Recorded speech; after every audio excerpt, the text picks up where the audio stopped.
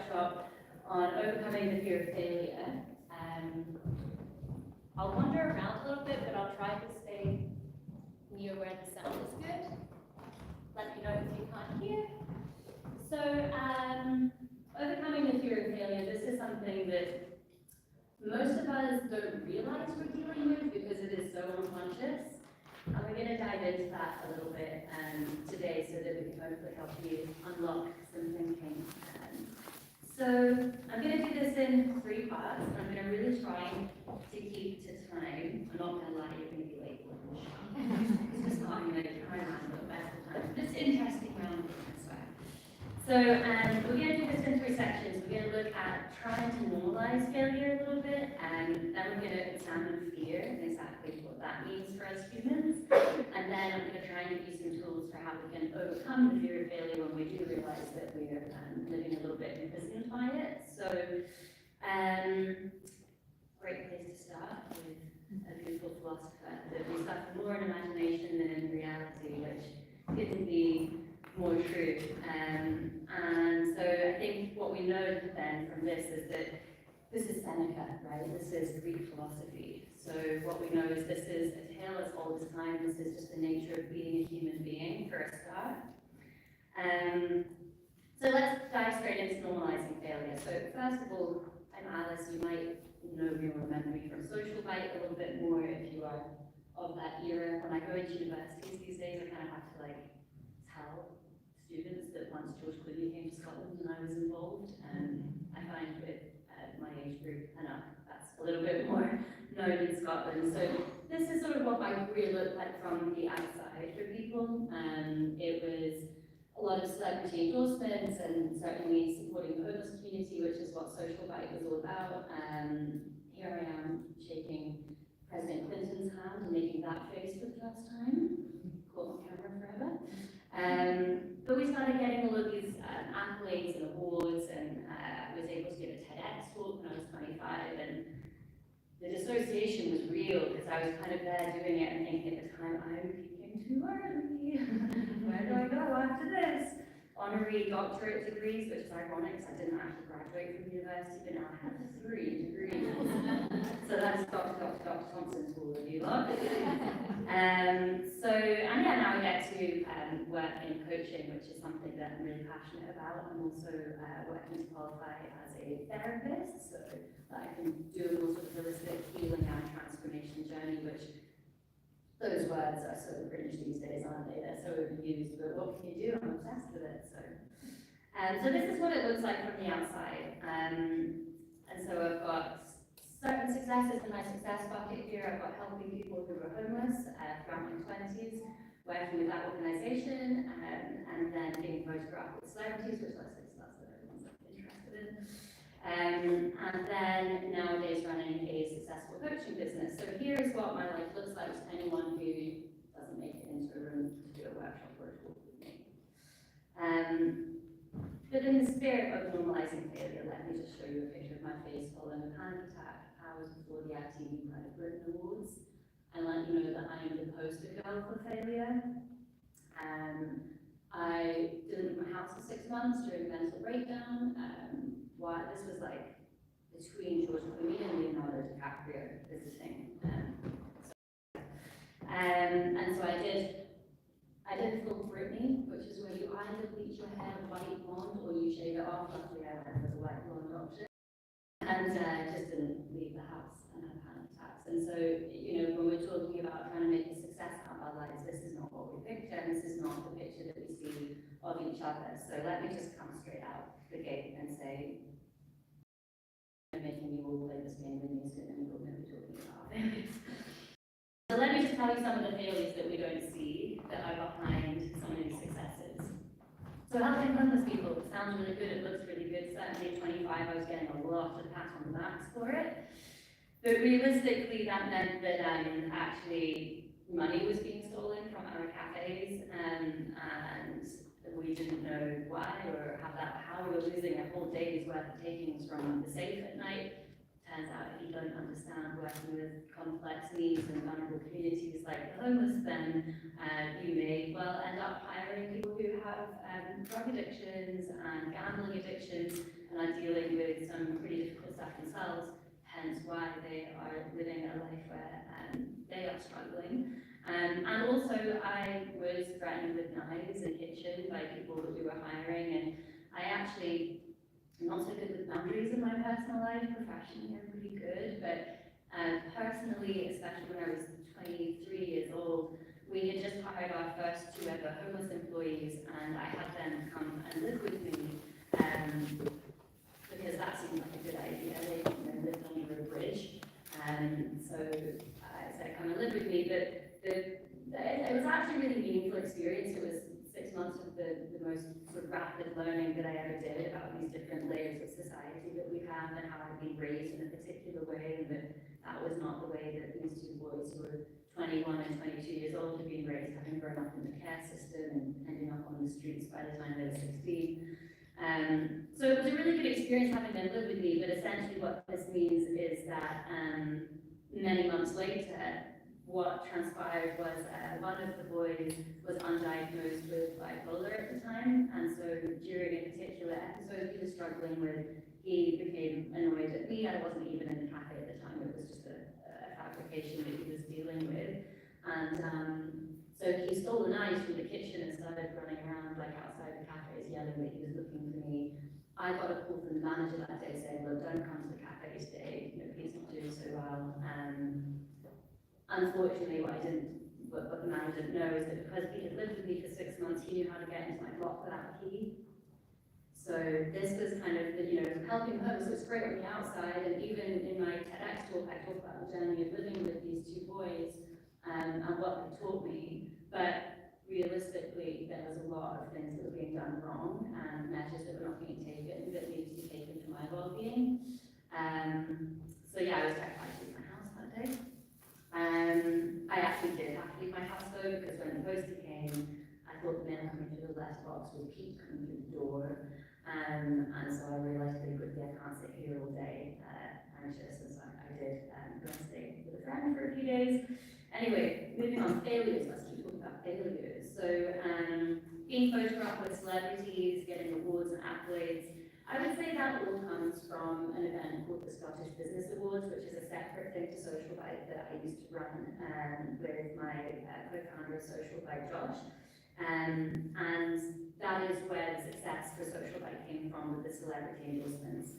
George Clooney was coming to speak at the Scottish Business Awards, and we just kind of wrote into his contract that he would come to Social Bite that day. But then, like, as far as the press are concerned, it's like, George Clooney here's about Social Bite from California. It's like, I must go and shed a light on this cause.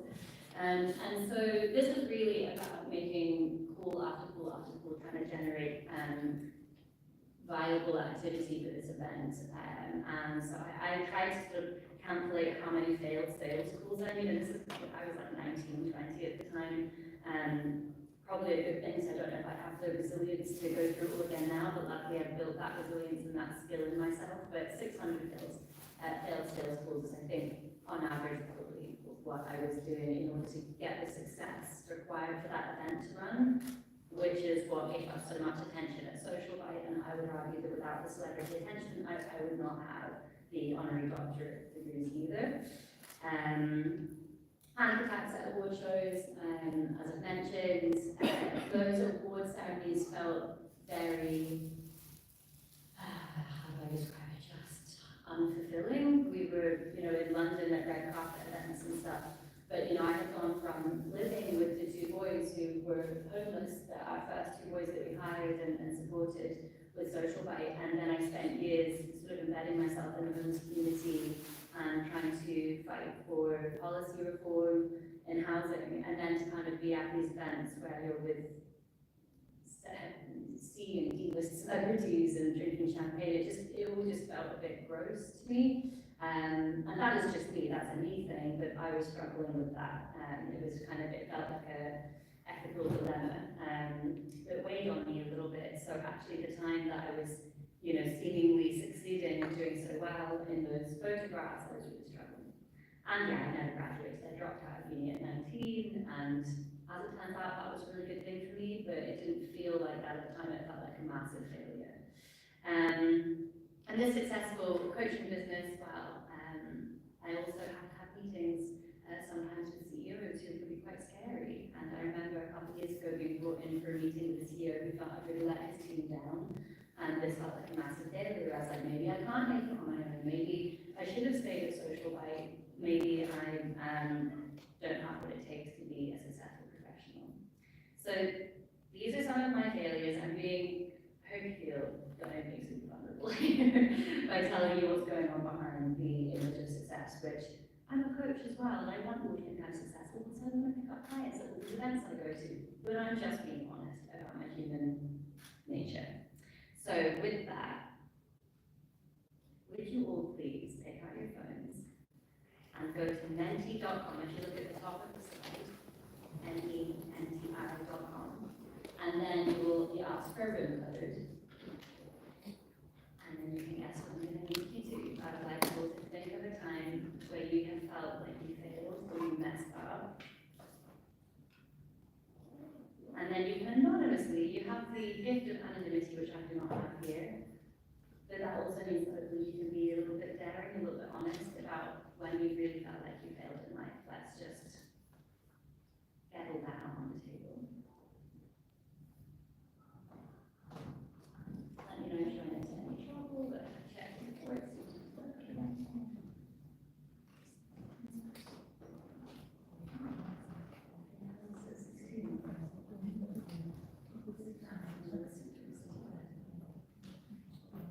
I mean, 16, right? Like, how does anyone really fail at 16? I mean, not even started yet. Like, I would definitely argue that's not being very hard on yourself. I guess, but just be sort of end that checking into your background.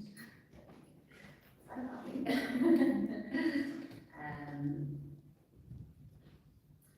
Yeah, this is great. I was hoping that we would get some similar themes here. Marriage, sometimes as a mom, getting divorced. When I couldn't go back to work after having kids, just can't keep running away from home.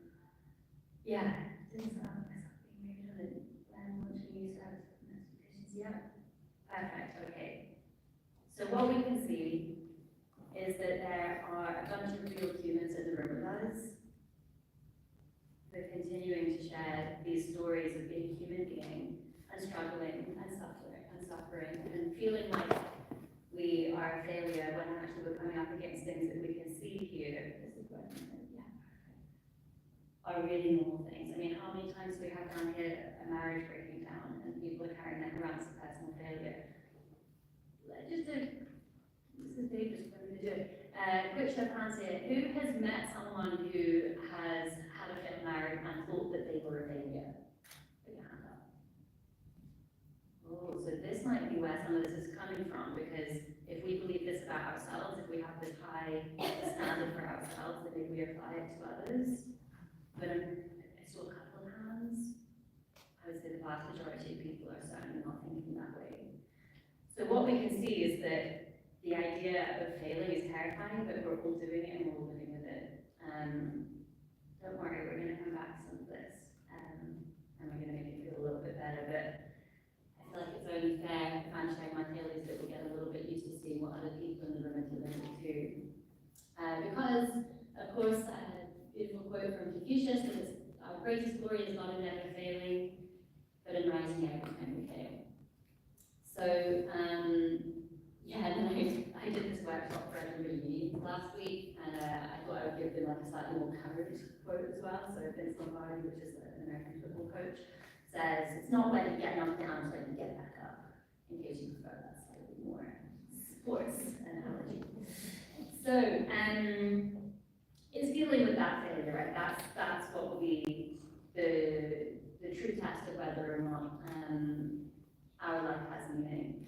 So dealing with that failure, money being stolen, being threatened with knives, what did I do next? Hire trained professionals for a start. There was a little bit of humility involved. Maybe I am not the one, similar to the workshop that we just sat through. Maybe I have to realize I am not a superhero. I cannot be the one to help all of these people that are dealing with homelessness and their complex needs.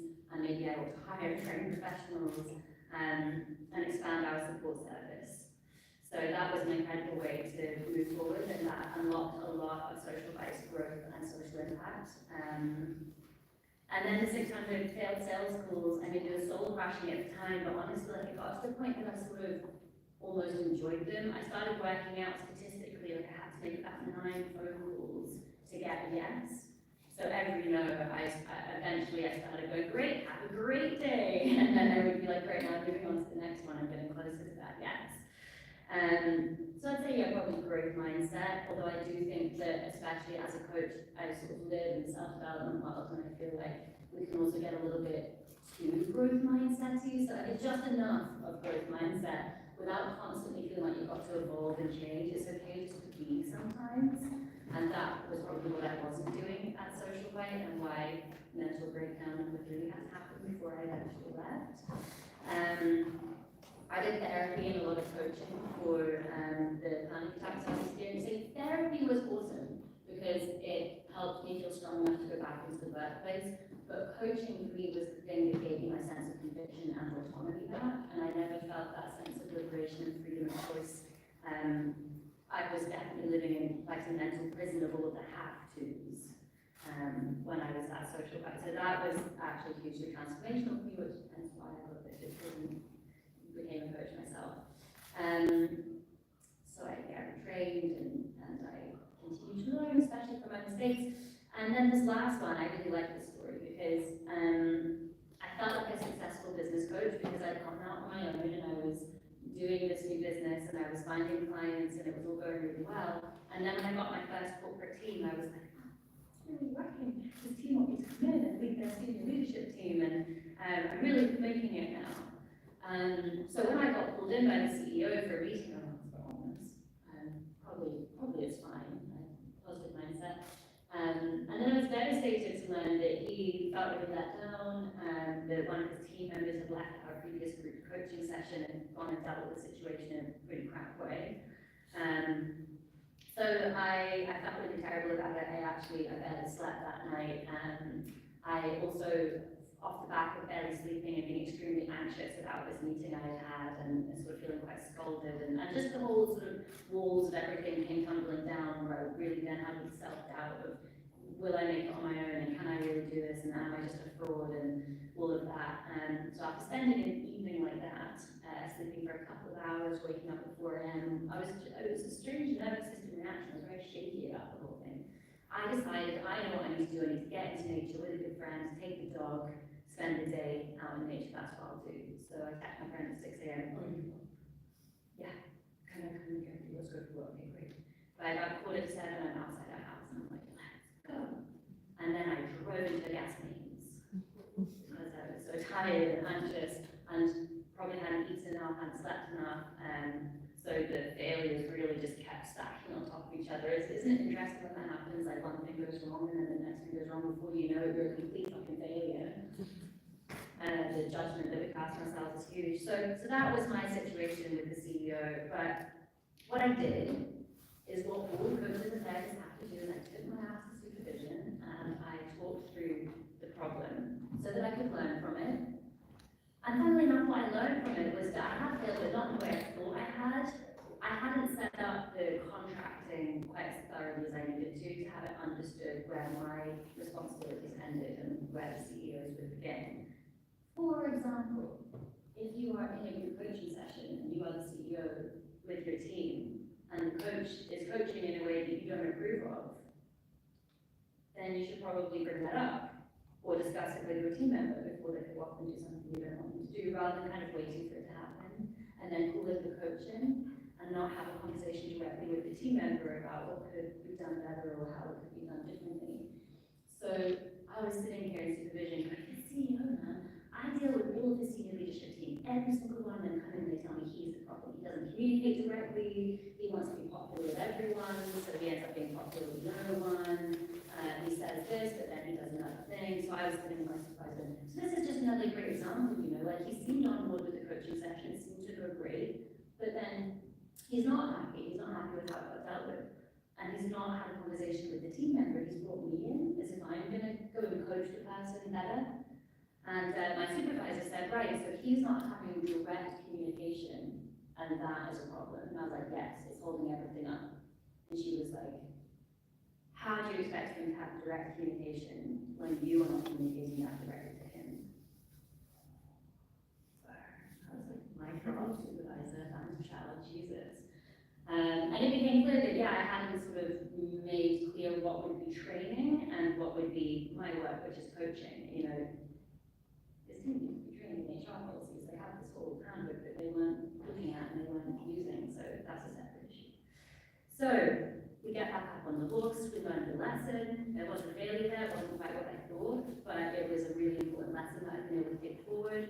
And they didn't hire me again next year every morning. So that's great.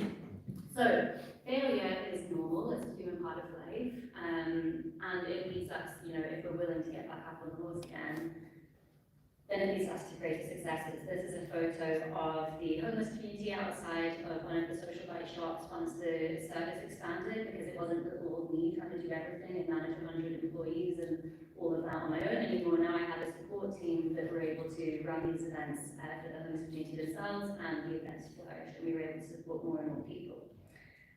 The Scottish Business Awards, here is a photo of that from the year that Richard Branson came and sponsored it, which is why it's all Virgin money. This event broke the record for the largest ever sit-down dinner in Scottish history.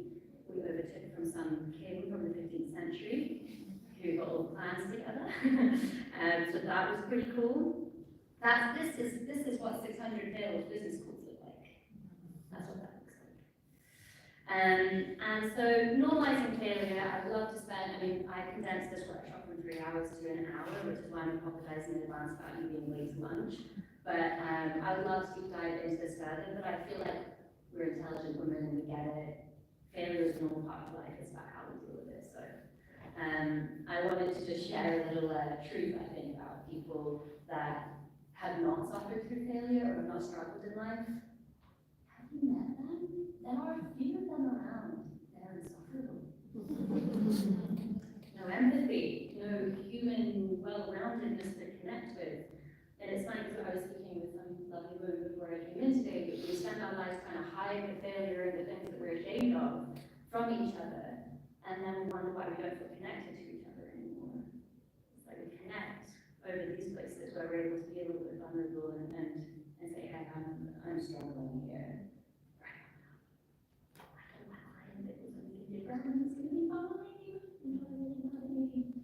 That's where we go, okay, we get together as a team, fix it. And so I definitely want to encourage you to not want to be someone that doesn't fail or make mistakes. And next time you feel like you mess something up, you're late for something, you feel like you let a kid down, you argue with your partner, whatever your particular brand of feeling like you're failing looks like, can you welcome it in and go, I'm a human being, and I'm actually going to be able to connect with either this person or certainly your girlfriend over wine, like I said, even more because of this experience right here.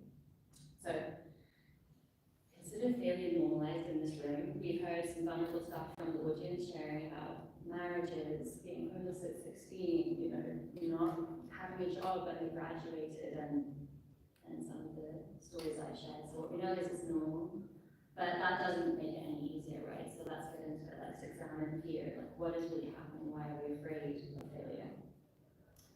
So, back on your phones, same room code. This question will make sense in a moment, and it's a big one. And you don't have to play if it's feeling too heavy, but I want to invite you to play. Let's think about the really deep stuff here. On your deathbed, what is your biggest regret likely to be?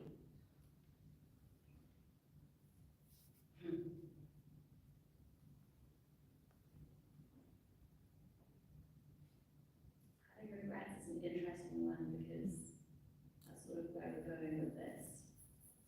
You know, how often do you ever hear from an 80-year-old, you know, I'm going to try to start this business once, it didn't work out, and it's the biggest shame of my life. It's like, you don't hear that. You know, people, they try these things, they don't work out, they grow, they move to the next phase of their lives, and they often regret not trying to start a business. I wish I could just tried. I'll never know now. That's much harder.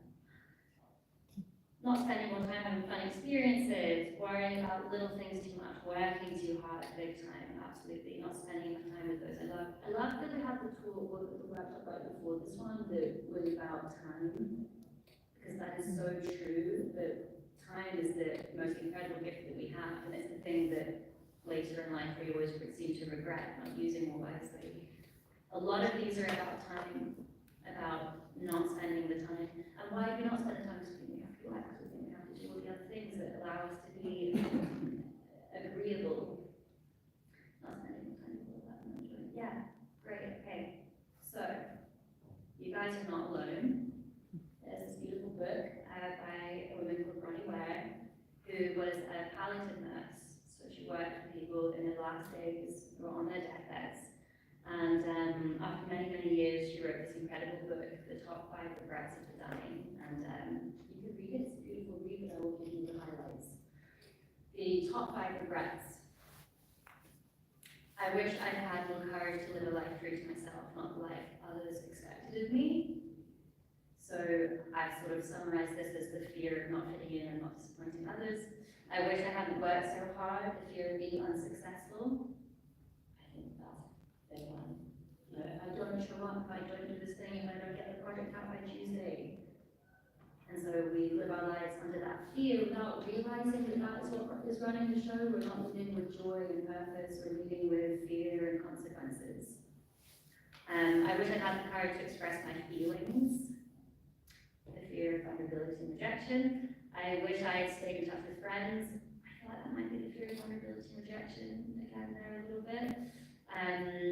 Or maybe the fear of putting ourselves out there when it's been a little while. And then I love this last one. I wish I'd let myself be happier, and I've given you a direct quote from the book here. Many did not realize until the end that happiness is a choice. The fear of change had them pretending to others and to themselves that they were content, when deep within they longed to laugh properly and have stillness in their life again. So she said it right there, the fear of change was what this top 5 regret was about. So what we can see is all of the top 5 regrets of the dying from thousands of people that this woman worked with came down to the fear of something that held them back from something else. So if we know that fear is this pervasive thing that seems to run everything, and that these are going to be our top regrets, you know, missing out on that human connection stuff, then how come it's so difficult to shake? Humanity's greatest fears are about allowing fear to create inaction. And extensive research carried out by Angela Duckworth, and they know the book Grit is about perseverance and resilience. Her research found that grit, perseverance, and resilience is a stronger indicator of success than IQ. So if that is the case, then why are we all so afraid of failure, and why are we so led by fear? Well, let me demystify it for you, because I'm a little bit of a nerd for neurobiology these days. Our amygdala, which most people have like a rough understanding, so I apologize for those I'm going to just be quiet here, but the amygdala is essentially the fear response center, or it's kind of the emotional reactivity center. It's not just fear, it's many other things. I have to have water because I'm talking a lot, and I have dripped coffee all the way down me already today, so please don't mind.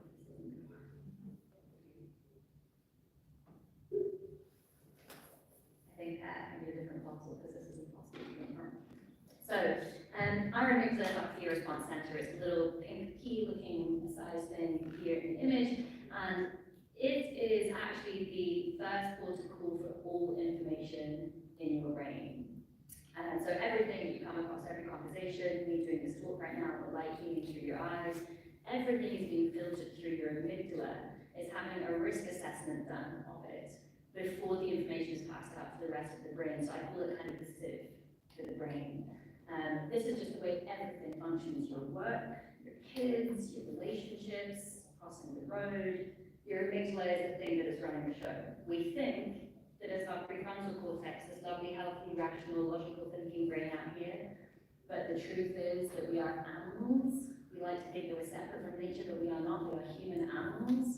And we operate with a piece of hardware that is millions of years old and took millions of years to evolve, and it is extremely outdated now for the digital rapid fire environment that we live in now. So your amygdala is always scanning your environment for 4 things. Uncertainty, any any change, any struggle or effort. Now, this is important to understand. Any struggle or effort required from you, your amygdala perceives as a threat and attention. That's why, like, if we're in a class, sometimes you're here and you put your hand up, there's a little bit of, hesitation to put your hand up, and then when you do and everyone looks at you, it doesn't feel good. Even if you're an extrovert like me, like I get nervous coming up because there's attention. Your amygdala doesn't like that. Now, these are all, there's an evolutionary explanation for all of these. We don't have time to go into it, but I think the struggle and effort one is really interesting because sort of as we evolved, those of us who were able to do less often did better, because Kevin, who would go over and stand when they hack in a tree, trying to get the tree to come down, would be more likely to have a tree fall on top of him or to axe himself accidentally because he's been using his sharp thing. Whereas those that were able to kind of find more domestic responsibilities might have been more likely to survive. So they think that this is one of the reasons why any perceived effort or required contribution from you is perceived as a little bit of a threat. And so what we need to know then is how to navigate this, because the reason why fear and the fear of not doing something or the fear of doing something is running our lives unconsciously is because we are biologically wired to survive, not to thrive. So, let me break it down a little bit. So we have some kind of trigger. This will be any event in your life that indicates there might be a change happening, some uncertainty ahead, any kind of struggle or effort or work required by you, or any attention that you might gain. This is why I coach so many graduates who want to start their own business, and like they live in social media world, they grew up with it, but they won't make a social media profile and start putting out stuff about what they are wanting to do because it's like the attention that I might get. It's like, yeah, that's the point. You want to start a business, right? But we inherently don't want to put ourselves out there this way. So we have a trigger that notifies the amygdala there's some kind of threat here, and the amygdala sends rapid fire signals around your brain to increase your norepinephrine, boost up your cortisol, and fire out adrenaline to the adrenal glands and the gut. So we start feeling in our body and the mind and the worry. So we have some kind of a stress response. Norepinephrine and adrenaline are the big ones that are involved here. So that creates this sense of unrest, right? Like we have this stress response go off because something is happening or going to be required of us, and then our anxiety starts to rise. Now this can be low level, we're not always aware that we're anxious, we're not always aware that we're stressed. We can be stressed for some time before it peaks its way into our menial 1% of the conscious brain that exists, and there's a whole system at play going on in the background at all times. But this is actually an important thing, and Claudia, who was speaking before, touched on this as well, that stress is not inherently bad. We need stress. The way that it works is norepinephrine, which is this stress chemical, it is released in this situation. It works in tandem with our dopamine. Our dopamine is the far misunderstood molecule. It's nothing to do with reward. Who in here, be honest, who thinks dopamine means reward? Usable thing, dopamine. Yeah, I see the troubles, yeah, exactly. We've all been told dopamine means reward. It's like, oh, I go on social media, I get all this dopamine hits. Doesn't work like that. So fundamentally misunderstanding biology. Dopamine is about motivation, drive, and wanting to pursue something. So, easiest way to understand this is a deer, same biological function of the brain as we do here. So it's basic, we call it the primitive or the reptilian brain for a reason. This amygdala function is happening with us. A deer can smell water. So when a deer gets thirsty, what happens is their norepinephrine rises. They get a little bit of stress, a little bit of unrest. You can watch this in your dog walking around the house. You know when your dog's just wandering around? And you're like, okay, I want to sit down. Like, why, they get to a point where they're just restless, they're wandering.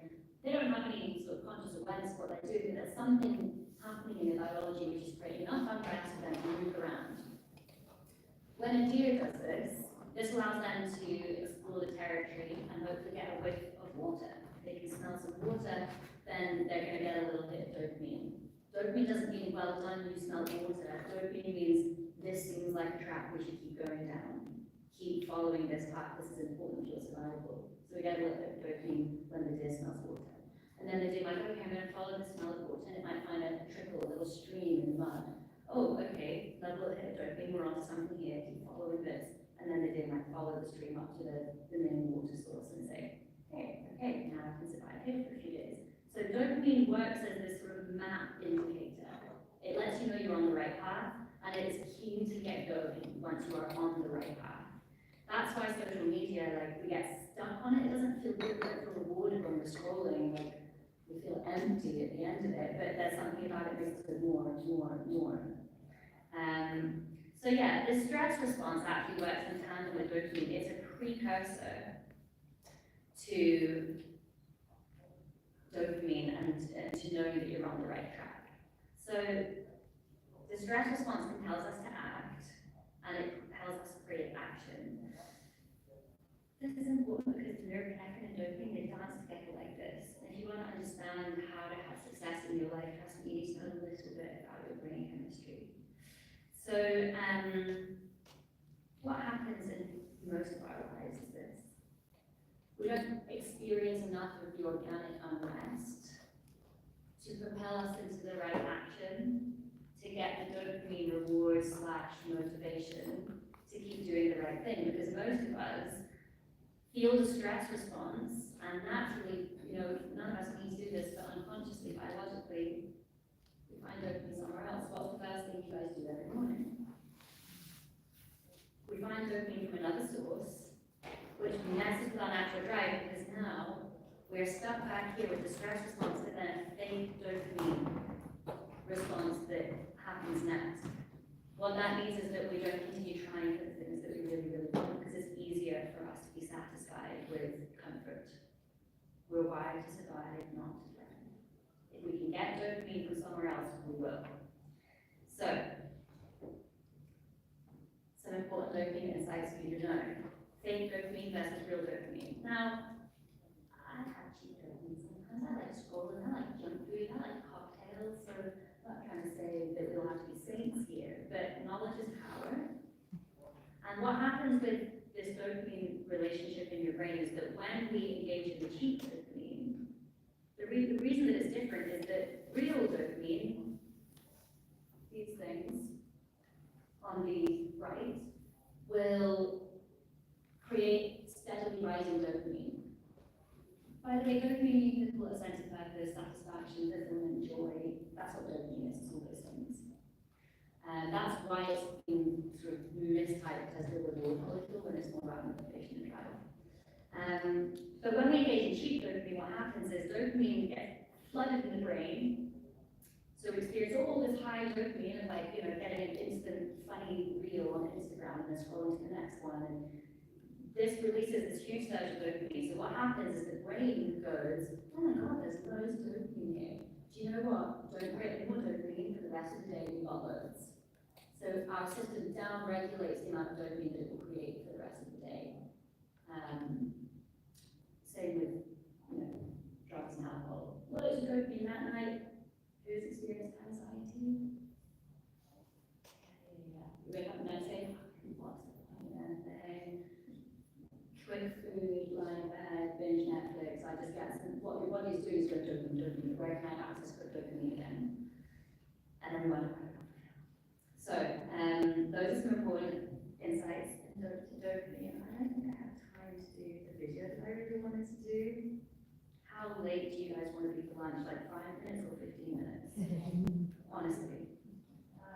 5. Good call. So,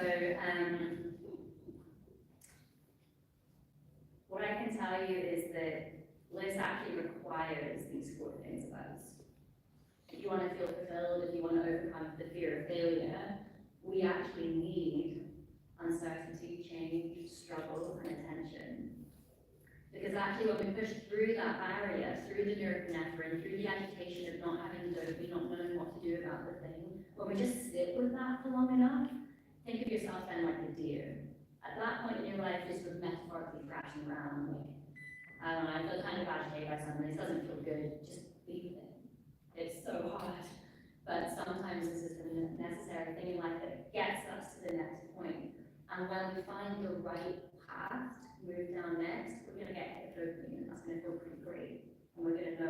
okay, this is the right thing, I'm going to keep following down this hole. But if we keep overloading ourselves, as definitely a recurring theme today, we keep overloading ourselves with our phones, with our binge eating, with our, everything's immediate comfort, immediate gratification these days. And that's okay, we can have a little bit of rest and downtime, but the more we indulge in those things as a way to cope, the less we're going to get to the point of having real satisfaction, because we actually need to sit with our natural biological setting for a little bit to get to the right point. Is this making sense? Yeah, no, that's okay, good. All right. This is the bit that I wanted to make sure we have plenty of time for. So take your phones out again, and let's make sure that you're signed in, because this will be interesting. You'll want to work through this. So I want to give you a tool for overcoming this failure. How do we combat the amygdala and generate some dopamine in a healthy way? Because we need to use our phones, like we need to keep human beings out as well, but what are some things that we can do when we realize that we are living with the fear of failure, or that we are perhaps not even realizing that all the time, but the more you notice yourself going to your phone, going to alcohol, going to, quick food the next day, and then Netflix, and those are signs, those are indicators when we're going through like peak experiences of looking for more and more of that cheap dopamine. That's an indicator to you that you are operating off of a need for cheap dopamine, which means there is stress and uncertainty, maybe a little bit of unrest somewhere else in your life, that your biology is unconsciously wiring you to point you towards these immediate quick stress relievers. Feel good in the moment, they feel crap later, right? We all start scrolling on Instagram after 5 minutes, and then 2 hours later we feel awful, or we think that it's going to be like fun to go out and have drinks and come home at 1 a.m. But then kind of the more we do that, the more like this is quite unfulfilling and not going to be rubbish. So here are some ways to start generating natural dopamine and how to get over the hurdle of when you're facing the fear of putting yourself out there, the fear of doing something, and addressing the task. Dopamine likes bite-sized chunks. Dopamine actually starts firing off naturally in your brain when it receives tiny steps. This is part biology again. If you think of the deer is like, I smell water, dopamine. I find stream, dopamine. I move up to the top of the log, more dopamine. So dopamine doesn't like to have the challenge of find water. That is overwhelming. So dopamine doesn't like the challenge of get a new job. Overwhelming, you'll find yourself avoiding it, you'll find yourself drinking with your friends and not taking action in the areas that mean the most to you. So how do you demystify it for your brain? Chunk it up into tiny little pieces. I love this image because it is exactly how dopamine works. Dopamine just can't get going with a large task. So anything that you feel like you're a bit avoidant of, like any of these big things that maybe you're like, oh, getting a dream job feels too hard, or going out on my own feels too hard, or putting myself out there to go and have another date feels hard. These things that we end up avoiding and sometimes unconsciously living around rather than through. This is what your brain needs: tiny manageable tasks. Because dopamine is like waiting in the wings. It's like lying dormant in your brain, just waiting for you to say that there is a clear path ahead. And when we chunk it up into tiny steps, this is what happens. We start just firing on all cylinders. You know that feeling when you do write a list, and then you start checking things off that list that day, and it's great, right? You're like, oh yes, making some traction here. That's just dopamine going, I can manage these little tasks. So that's one just quick, easy tool.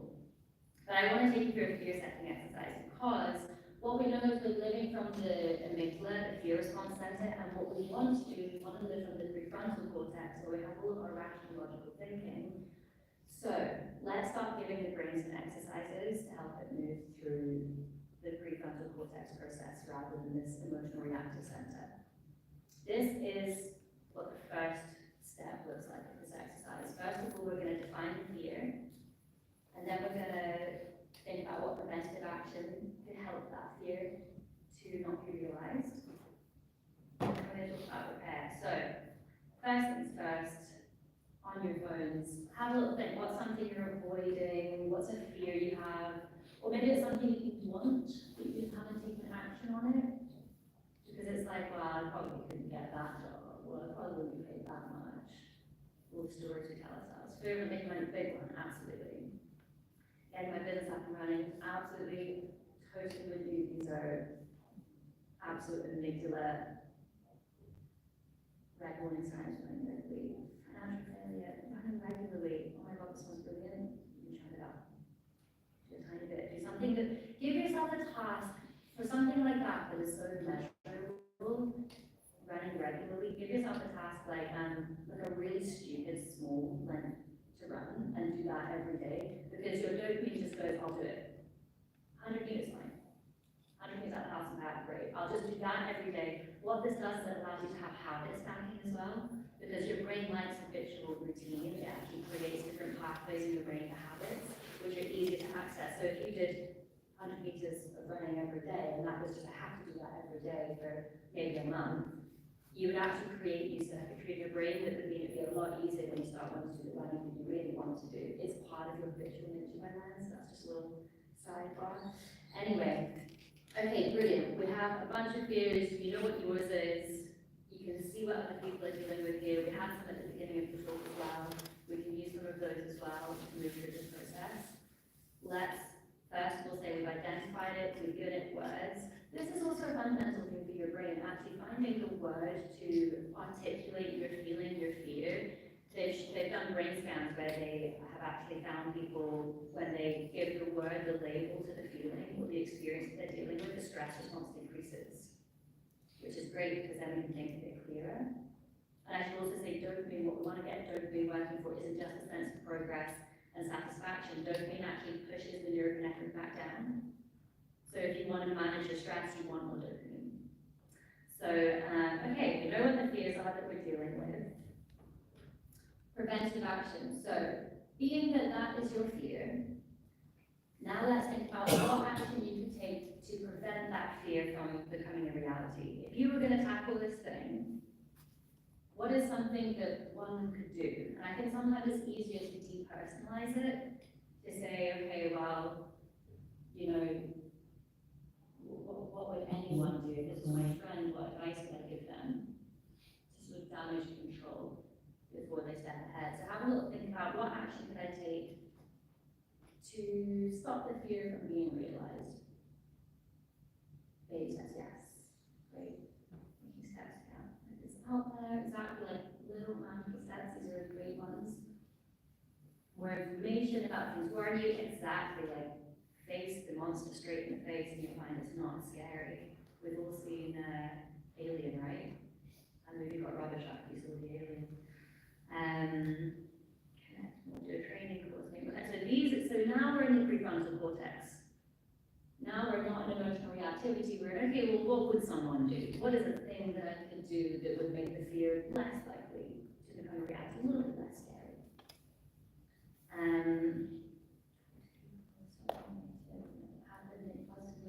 Love that, a little bit harder to do than to say sometimes, but I appreciate it. It's a really good way to go about things. Great. Okay, this is my favorite bit, repair. So let's imagine the worst has happened. Maybe you really did break your ankle on that run. The fear has become a reality. What do you do now? What does a person do to repair the situation? And the question I would pose here would be, has anyone throughout time ever faced this problem before and overcome it? Has anyone throughout the history of time ever overcome this problem, this fear that became reality, with less resources and stuff than you have? No. So what do we do next? What would we do after the worst had happened? Life moves on whether we like it or not. Reflect, brilliant. Connect with others, huge. On your deathbed, you are not going to regret connecting with others when that failure happened in your life. This is the stuff that people missed on their deathbed. But we're getting in our own way and having these experiences. We're so afraid to try and fail and lead people, even though these failures sometimes might even lead us to the experiences that actually are the most significant experiences of being a human being. Move forward, learn from it, absolutely. Try something different, absolutely. This growth mindset, and it's not, I can't do it, it's, I can't do this yet. So I really love repair because I think it shows us like, oh, well maybe if the worst happened, it's not actually the worst, and I would figure it out and I would move on. I think that helps to make the task a little bit less overwhelming, but I would say that this is my absolute favorite step. What might be the benefit of an attempt or a partial success?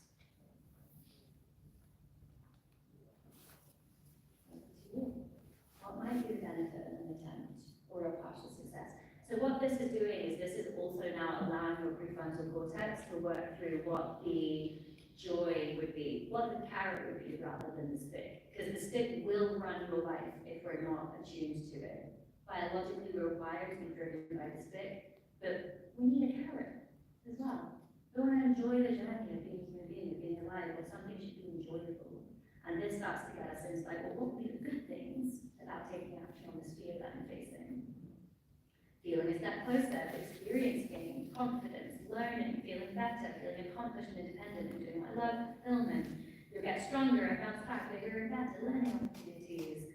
We'll be better in a better place than we are now. Exactly, absolutely. So we can have the fear of failure run our lives, but actually there's so much that can be done, little exercise like this that help the brain to just really maximize on what the potential would be if we could think about it a little bit differently. If we're not conscious and if we're not doing these little, little journal exercises occasionally, then it's really easy for our lives just to be on autopilot, to be on default settings, and to be ran by the amygdala. And that's why so many of us end up in our head saying, I wish I connected with people, I wish I'd been more vulnerable, I wish I didn't work so much, I wish I spent more time with the kids, but I was afraid of not being successful, I thought I had to make lots of money, I thought that was what was mattered when I left. It's not the stuff that our amygdala perceives to be important all the time.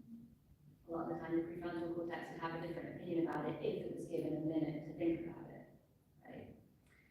There's a last step to this process. We're not going to have time to go through it today, but I wanted to let you know what it looks like because you are aware that I'm looking on my phone trying to find something right now, and I know you are, but you'll wait, there we go. So,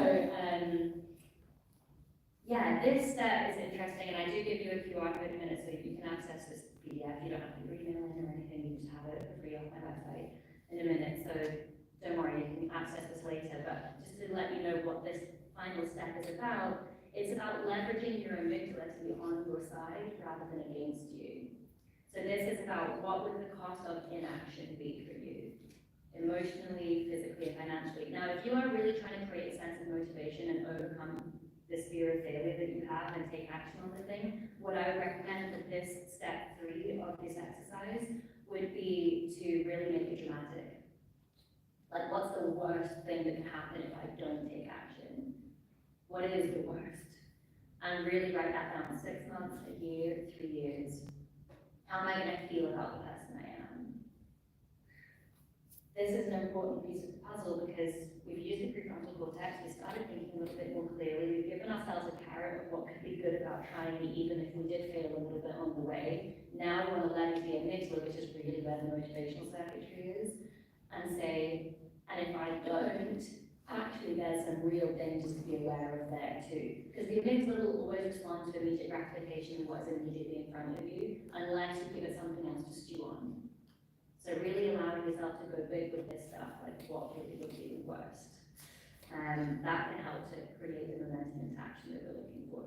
So if you want access to that exercise, there is a QR code for it, and it will just take you straight to a page where you can access it. And there's a great TED talk I went to on there as well that talks about this. Okay, great. So, last thing I would say, well, second last thing, you are going to be 5 minutes late for lunch, like I promised. But the last thing I'd say is that breath work, right? This is something that we're becoming more and more aware of now. So healthy for the brain. So the medulla oblongata is this part of the brain that's responsible for breathing when you're not thinking about it. Like the whole time you're sitting there listening to me, that is the part of the brain that makes sure you breathe. It's actually surprisingly close to the amygdala because it is part of this very primitive part of the brain that first evolved. All of this colorful stuff, where is it? Over here. All of this colorful stuff happened thousands, millions of years later, the human thinking, rational stuff. But we operate on a system that essentially keeps us as an animal alive, and that's why the medulla oblongata, the part that helps you breathe when you're not thinking, but runs your breathing, your appetite, your temperature, all of these things happens right back here in this primitive part of the brain, where we're completely reactive. So when we do any kind of breath work, what we do is we bring attention to the breath. So should we do it right now? Let's do it, everyone. Let's breathe in. I've got 7-11 because it rhymes and everyone gets it and everyone remembers getting 7 out for 11. But if that's too many numbers for you, if your breathing is a bit slower than that or quicker than that, you can do in for 3 and out for 5. It doesn't really matter the numbers. But let's just everyone sit for a minute and breathe in for 7, 3, and out for 11.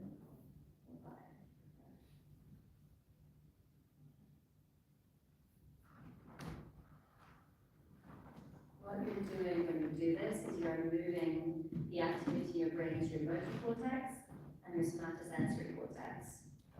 This strip of the cerebral cortex right here. So this actually moves your brain chemistry to a part of the brain that is in a more rational, more logical, more thinking space of the brain. So anytime that we're dealing with fear, a simple breathing, I mean, it's the worst thing ever, right? When you're freaking out, someone says, just breathe like I'm going to hit you. But realistically speaking, if we know a few tips and tools like this, I do 7-11 before I do public speaking anytime. I wasn't too scared to because it's a friendly room of women and that's nice. But if I'm doing like a big event, I'll be walking up on stage like 1, 2, 3, 4, 5, 6, 7, because I know that what I'm doing is taking control of my system and calming the nervous system down. I don't have time to explain to you exactly what it actually does to your blood flow, which is miraculous, but trust me, it works. And it really creates a different biological state for you to be in. So that would be just my little last tip for dealing with failure, is just breathe, get out of the reactive center and into the proactive center of the brain.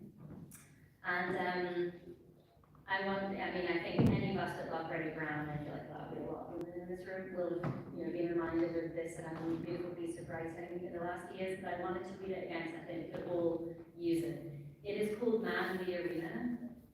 I'm going to read it by person because it's 21st century, so it's called Man in the Arena. I think that we could all use this as a little bit of motivation to go out there and face our fears. So it is not the critic who counts, not the one who points out how the strong person stumbles or where the doer of deeds could have done them better. That goes for anyone that is a little bit judgmental about marriage breaking down, right? The credit belongs to the person who is actually in the arena, whose face is marred by dust and sweat and blood, who strives valiantly, who errs, who comes short again and again, because there is no effort without error and shortcoming. There is no effort without error and shortcoming.